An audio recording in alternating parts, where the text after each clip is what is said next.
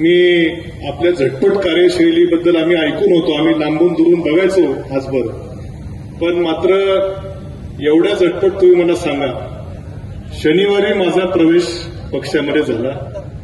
रविवारी उमेदवारी जाहीर झाली आणि गुरुवारी मी आमदार झालो. म्हणजे आपल्या झटपट कार्यशैलीबद्दल आम्ही ऐकून होतो, त्याचा अनुभव राहुरीकरांनी त्या ठिकाणी घेतलेला आहे.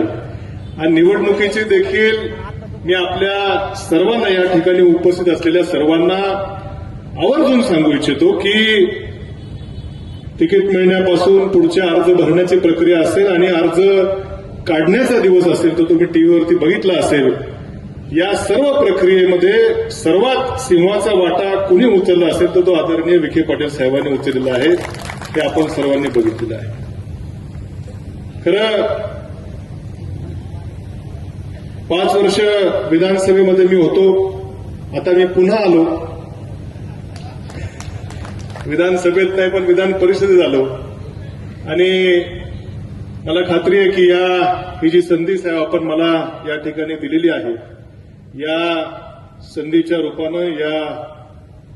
आता फक्त राहुरी नगर पाथर्डी विधानसभा मतदारसंघ तर आहेच,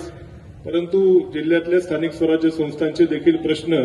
विधान परिषदेच्या सभागृहात मांडण्याची जी संधी आपण मला दिली, या संधीचं निश्चितपणे सार्थक करून दाखवल्याशिवाय राहणार नाही, अशी ग्वाही आपल्याला आम्हा सर्वांच्या उपस्थित या ठिकाणी देतो.